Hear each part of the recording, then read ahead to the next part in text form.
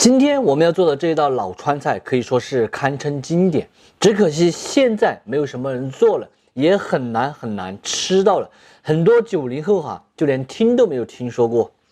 首先我们要准备一条像这样子大肚皮的鲤鱼，打整干净后，在背上给它上斜一字花刀，方便入味。第二个是成熟，来点配散的姜葱、花雕酒、胡椒粉，抓转的，然后给它码起。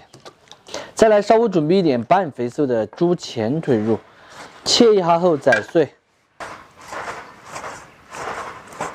宰的时候记得加一点姜葱到里面给它一起宰，这样口感会更好。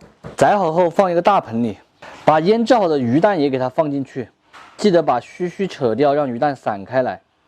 调味一点盐、胡椒、鸡精、花雕，少许的水、毛油，下手给它抓转的，然后顺着一个方向不停的搅拌，使其上劲。最后来一点红薯淀粉，继续顺着一个方向给它搅转的就可以了。咱们调好的鱼蛋入馅又给它灌回这个鲤鱼的肚子里面，所以它就叫怀胎鱼哈，既有蛋又有肉。另取一碗，打入一个亚子森的鸡蛋，来一点盐，加红苕淀粉，调一个全蛋符，顺着一个方向给它不停的搅散就可以了。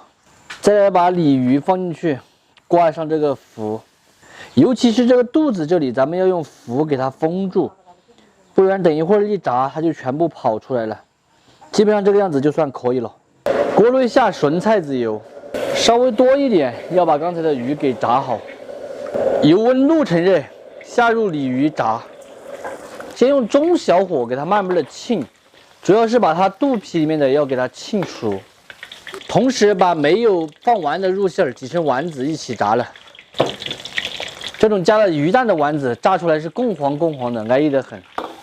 鲤鱼的话给它翻上一面，丸子炸好过后先露出来，鱼一定要浸久一会儿。鱼大概炸了10分钟，咱们给它露出来，直接给它放入蒸锅里面，盖上盖子蒸40分钟就可以了。另起锅来一点菜籽油，再来一点猪油，下姜葱蒜米，2年陈酿的红油老豆瓣，来几口干花椒、辣椒粉，加入少许的水，来一点豆油、白糖、鸡精，小火给它熬煮个3分钟左右。汤汁熬好过后，用水淀粉勾一个薄芡，这样子它才扒得住。